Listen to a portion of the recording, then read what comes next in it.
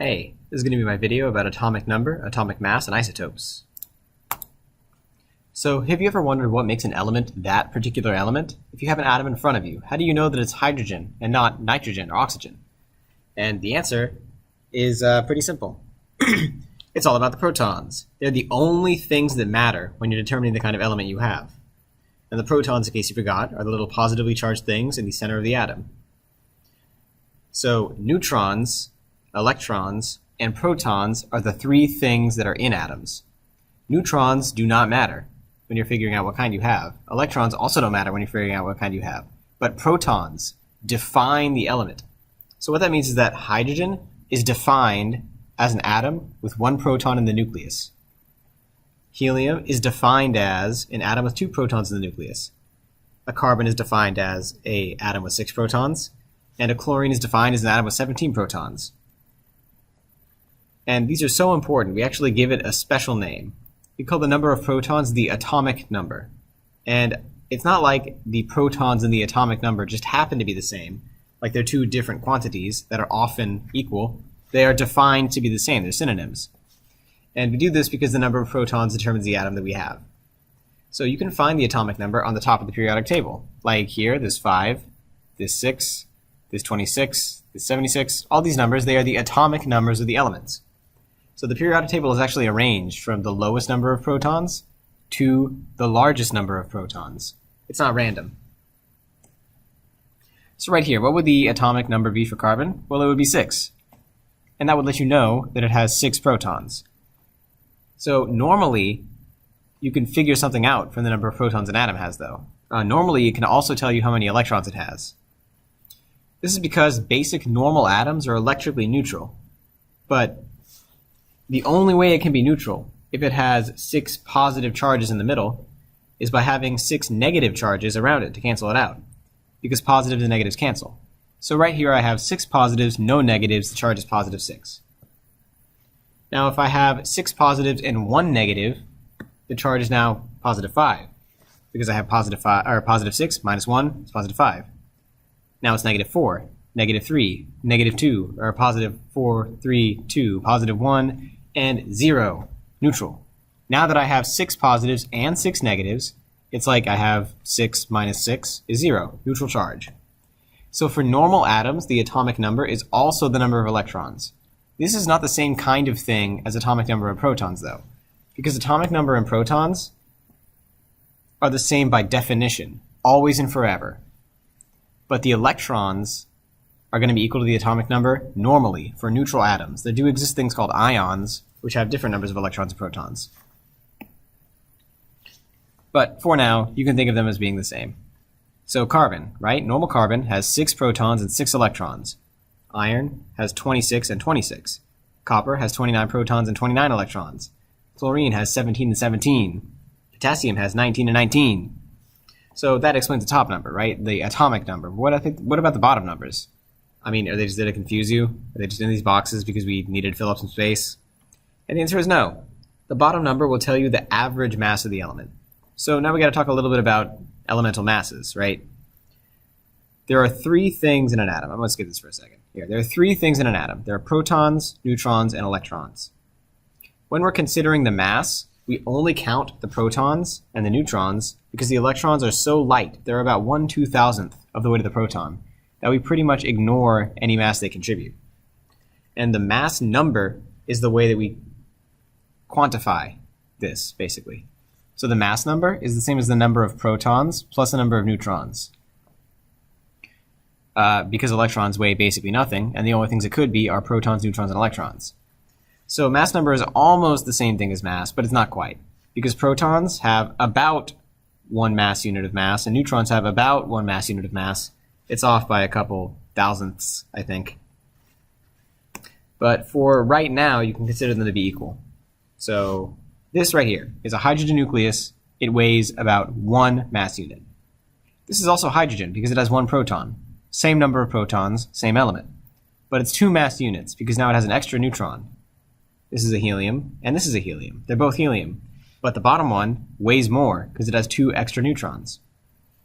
There's a mnemonic device that people use to remember this sometimes. It's 8-man. the atomic number is the protons and electrons. So A equals P equals E. And then the mass number is equal to the atomic number plus the neutrons. Mass number is going to equal atomic number plus neutrons. And notice here, these are all equal, like that's an equal. But this one, mass is equal to atomic number plus neutrons. You could also remember that the mass number is going to equal the protons plus neutrons. But this does not make for as nice of a mnemonic device. Did the same thing though, because atomic number and proton number are always the same. Anyway, only the protons matter when you're determining the kind of element that you have. Neutrons does not affect it, right? So this means that you can have different atoms of the same element with the same proton number but different neutron number, right? This is helium. This is also helium. This is also helium. Because they all have because they all have 2 protons. But this weighs 2. This has a mass number of 3.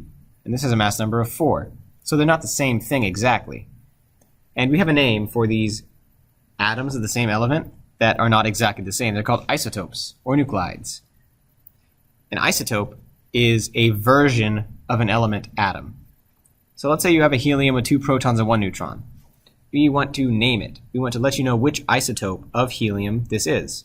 There are 2 different ways we would do it. The hyphen way and the element symbol way.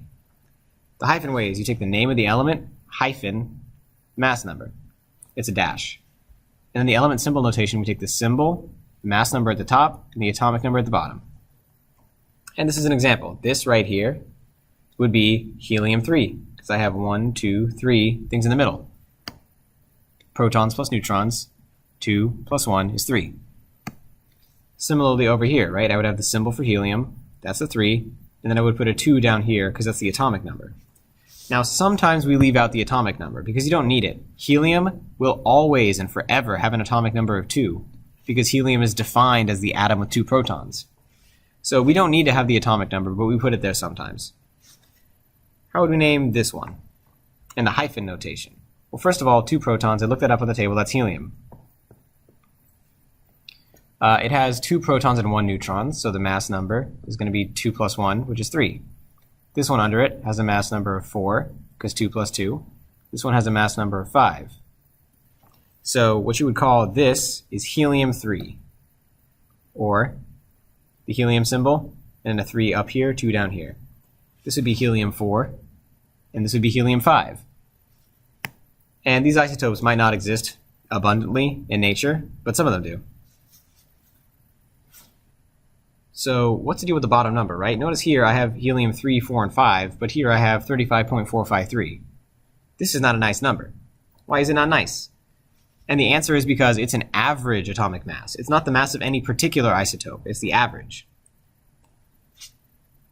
So the way you get the average atomic mass is you take the weighted average of the masses of all the naturally occurring isotopes of an element.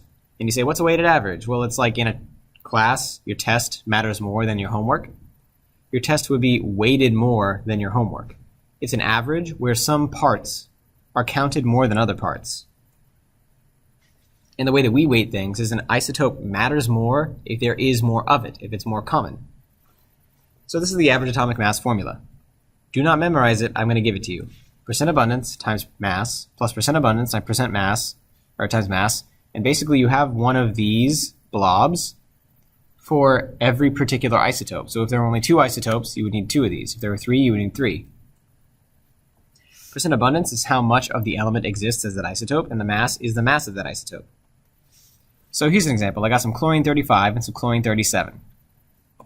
To get the average atomic mass, I take the percent abundance of one of the isotopes, put it in here, the mass, put it in here, and then I take the percent abundance and mass of the other isotope, plug it in, and I add them together.